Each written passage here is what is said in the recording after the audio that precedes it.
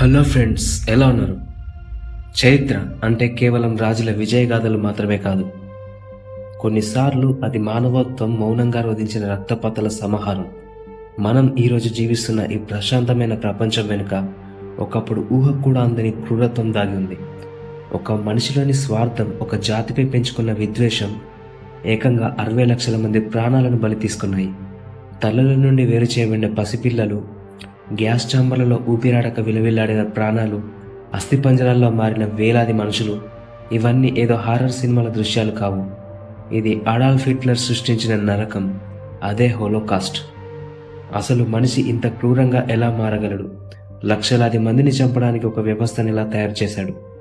చరిత్రలో అత్యంత భయంకరమైన ఆ 5 ఏళ్ల కాలంలో ఏం జరిగిందో ఈరోజు ఈ వీడియోలో తెలుసుకుందాం. అసలు ఈ హిట్లర్ ఒక సాధారణ బాలుడి నుండి ఒక డిక్టేటర్గా ఎలా మారాడో చూద్దాం. ఇతని బాల్యం. హిట్లర్ 1889 ఏప్రిల్ 20న ఆస్ట్రియాలోని బ్రాన్యామ్ ఇన్ అనే చిన్న గ్రామంలో జన్మించాడు. అతని తండ్రి అలోయిస్ హిట్లర్. ఇతడు ఒక కస్టమ్స్ అధికారి. ఆయన చాలా కఠినంగా ఉండేవాడు. హిట్లర్ను తనలాగే ప్రభుత్వ ఉద్యోగి కావాలని కోరుకునేవాడు.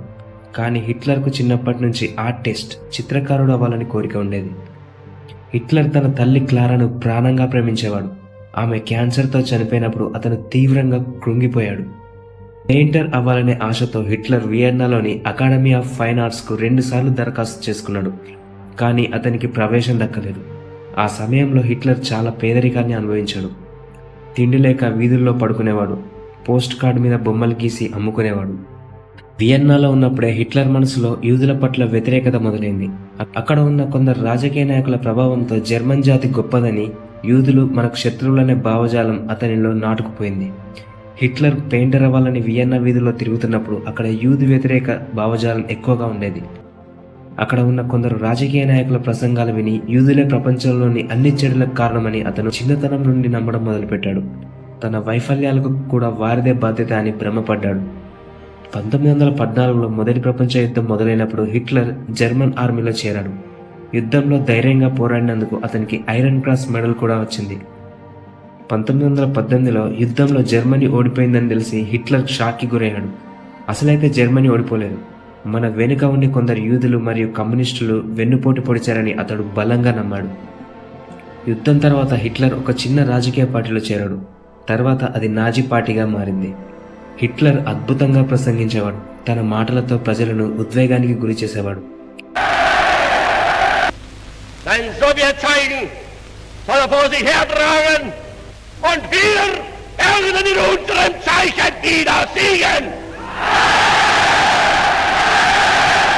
మనం కోల్పోయిన జర్మనీ గౌరవాన్ని నేను తిరిగి తెస్తాను అని అతడు ఇచ్చే హామీలు ప్రజలను ఆకర్షించేవి.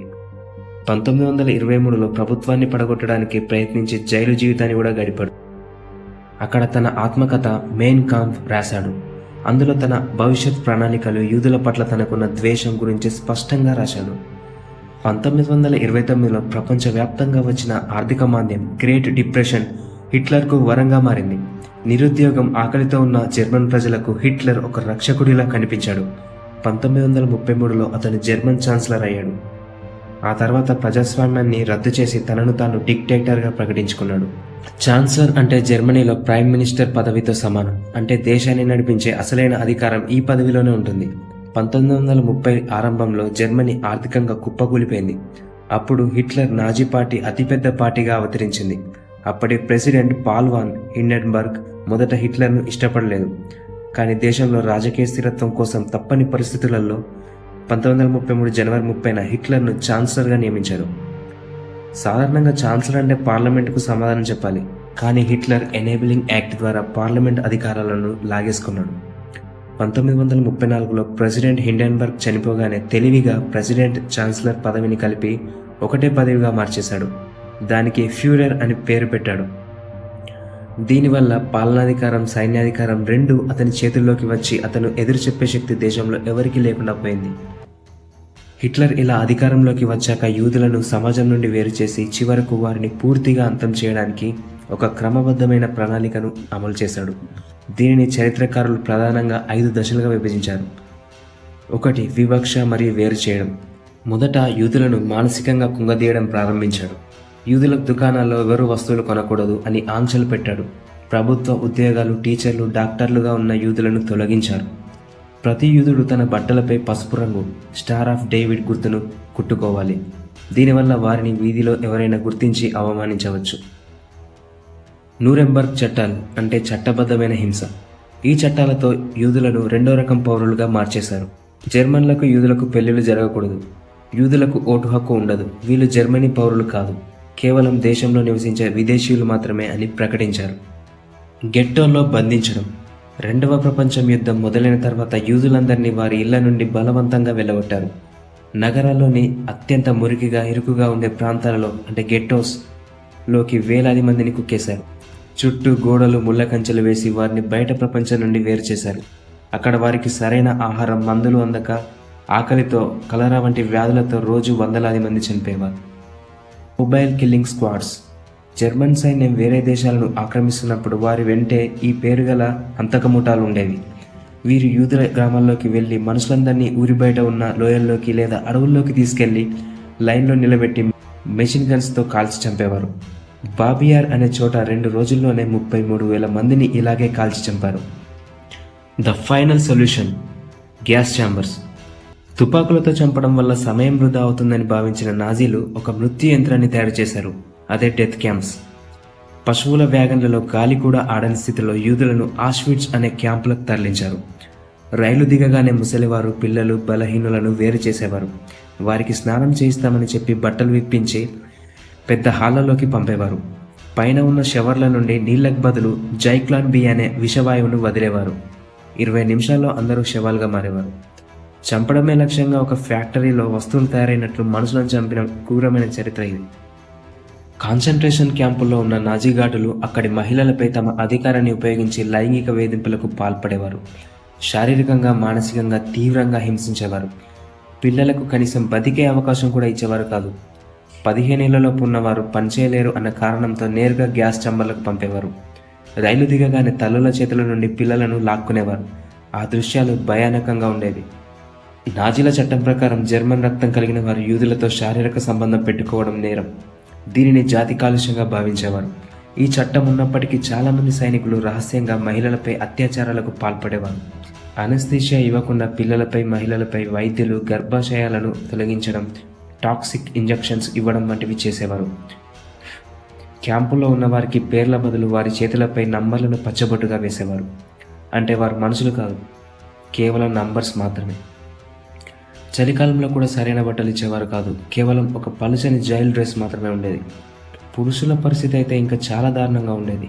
వాళ్ళు బానిసలు. రైలు దిగగానే సెలక్షన్ ప్రాసెస్లో పనిచేయగల శక్తి ఉన్న పురుషులను విడిగా ఉంచి ఫ్యాక్టరీల్లో, గనుల్లో రోడ్లు వేయడానికి విపరీతమైన కష్టమైన పనులకు పంపేవారు. తక్కువ ఆహారం, ఒక చిన్న బ్రెడ్ ముక్క, నీళ్ళ లాంటి సూప్ ఇచ్చి 12 నుండి 14 గంటలు పని చేయించేవారు. చాలామంది పనిచేస్తూనే కుప్పకూలి చనిపోయేవారు.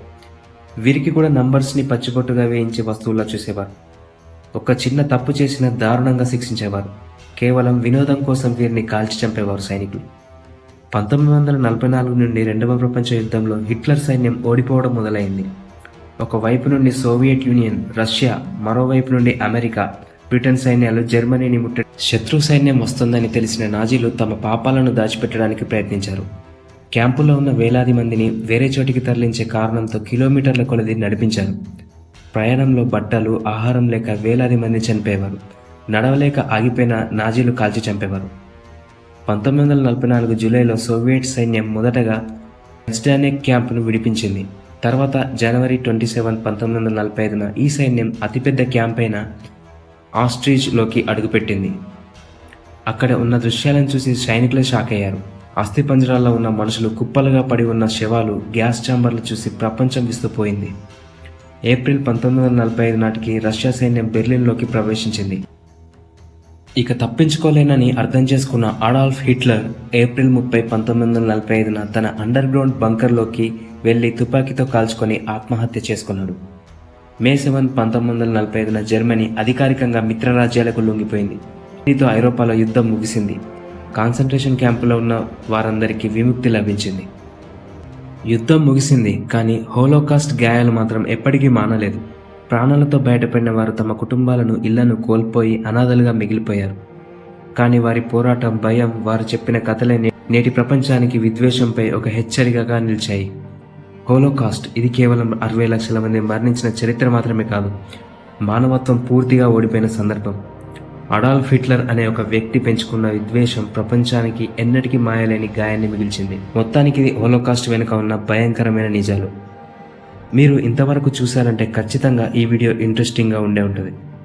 వీడియో నచ్చితే సబ్స్క్రైబ్ చేసుకొని సపోర్ట్ చేయండి అండ్ లైక్ షేర్ కూడా. Okay friends, and thanks for watching. There is one God. This God creates nations. He gives all nations the same rights. The idea that there are two kinds of people, those with rights and those without, this capitalist hypocritical idea will be destroyed. God did not intend for a few small races to rule over 2/3 of the entire world, while their own people lack resources and other nations starve.